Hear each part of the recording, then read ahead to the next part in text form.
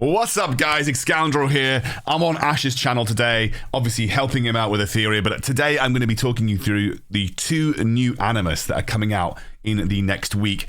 And to be honest with you, they're pretty good, especially Plume. And we're going to start with Plume, so we're going to dive straight into it. If you haven't seen this, we are just going to watch her. We're going to stop and start this. We're going to watch her release trailer to sort of talk through her skills and also talk about where she could be useful in game. So, let's start. Okay. Plume is a support type animus. By the way, really cool design. They've given her the name Peacock Lady, which is kind of hilarious. But she's got a cool design. The name Peacock Lady, don't love, but she has a very cool design. Specializing in group debuffs. Her ultimate skill dispels enemy buffs while applying lower defense and weakness. Her skill 2 can gradually stack Curse Quill, increasing damage dealt by mostly because this is just giving you a brief overview. When it gets into the individual abilities, we'll talk about them. Allies. Her skill 1 is an AoE attack, allowing her to quickly apply Curse Quill to all enemies. Plume excels in high difficulty PvE and PvP stages, controlling battles through rapid dispels and stacking debuffs.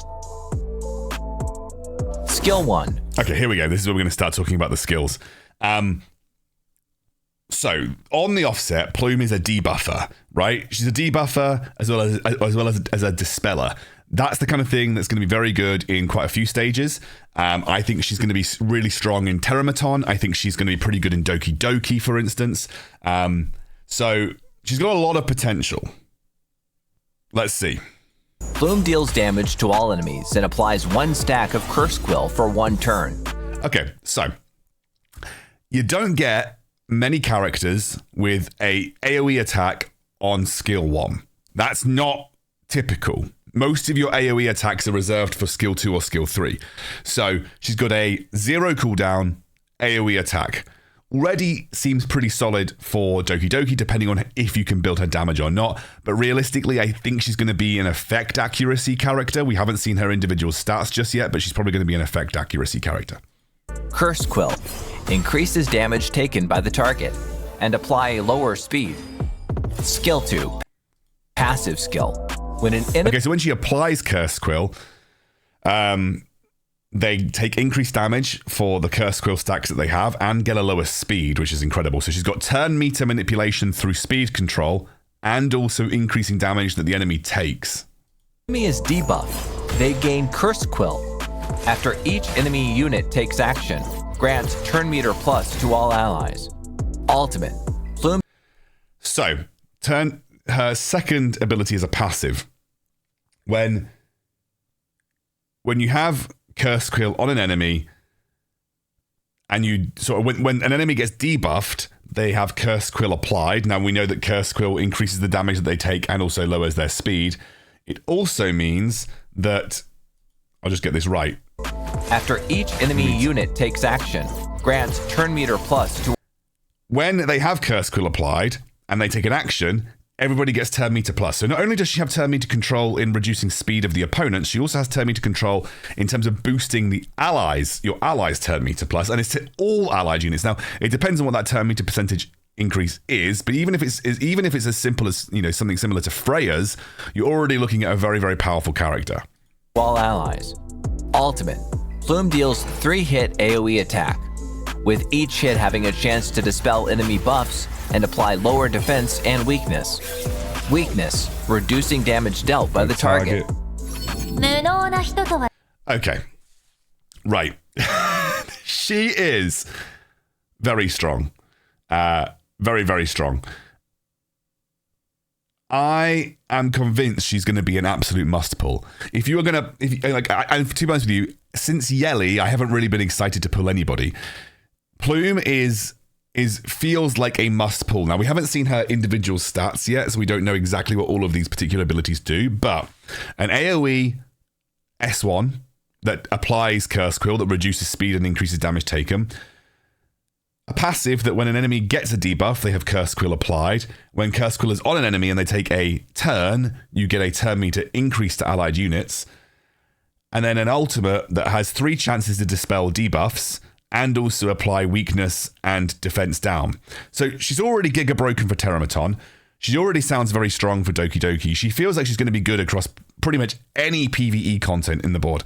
I feel like Plume, if you've got stuff saved up to pull her, she absolutely needs to be a pull. She is incredible. Okay, she's being released with Hizuki Mari, who we're going to just watch a little bit more about now. But Plume feels like she's going to be incredible, like a really, really, really strong support unit. I think Plume is the SSR, and I feel like Hizuki Mari is the SR.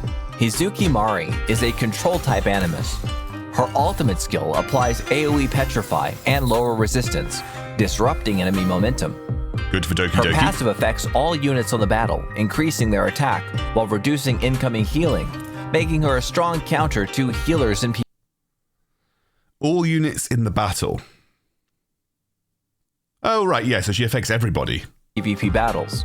Skill 1 deals damage to a single enemy with a chance to apply minus turn meter. Skill 2, passive aura. Hizuki Mari grants... Okay, so just a single focused attack that can potentially reduce turn meter. Decent, but not insane. All units on the battlefield increased attack, but reduced healing received. Okay, so everybody gets an attack increase, but you don't get as much healing. So potentially an anti-healing PvP unit. Additionally, she is potentially going to be good in like one-shot teams if she's boosting everyone's attack, and then the enemy team's not going to get a chance to even take a move. Like, you're just getting the attack for free. And especially versus bosses that have healing, going to be pretty good. Additionally, all allies cannot be buffed with increased attack.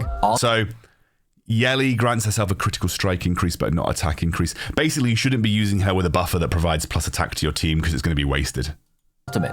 Hizuki Mari deals 2-hit AoE damage to all enemies, with a chance to inflict Petrify and lower resistance. So, probably very good for Doki Doki. And depends on how strong the Petrified chance is. I will say that she is, she's not going to replace like things like Kazuyo, right? Because Kazuyo is already there. But I will say Petrify, not going to get woken up if they get hit.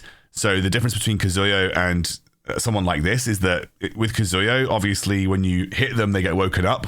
Whereas with Petrify, they stay frozen. So potentially a good replacement for Kazuyo in Doki Doki, and she's an SR, so she's not going to be as hard to get dupes off, not going to be as hard to farm. So yeah, I think an interesting character. Definitely got some niche uses that could be pretty strong. But I mean, Plume's the pull character here. Like you've got to get Plume. Plume is incredible. So that's a brief overview of these new characters. I am going to be pulling for Plume as soon as she comes out, guys. She's going to be really good. You can practically use her in any content in the game. Going to be a really, really strong support, especially if you combine her and Lily together. You're going to have so much turn meter manipulation in your favor. The enemy team's going to barely ever take a turn. So yeah, really, really, really cool to see Plume. I think she's going to be a great addition to the roster for Etheria. And there you go. Think that ultimately, just a TLDR, Plume practically can be used anywhere. She's going to be super useful. She's got so much in her kit. She's got massive debuffs, buff strip. She's got turn meter manipulation. She's got an AoE S1, which is very unheard of, which is incredible, and increases damage taken through a unique damage increase debuff. So really, really cool. And then Hizuki, some niche use case scenario. She probably can be used in Doki Doki, maybe a bit more effective than Kazuyo. But obviously reducing healing can be a bit of a problem, especially if you're running a Doki Doki team that uses Lingluo like I do, because sometimes you just need that healing to get through. And also, like, there aren't many PvE battles where a reduction in healing is like super needed. So there'll be some PvE battles maybe where she becomes like a useful tool, but she's not going to be like a super strong SR. She's going to be decent, and it definitely has some use cases, probably some useful cases in PvP as well. But Plume feels like a goated pick. You kind of need to get her.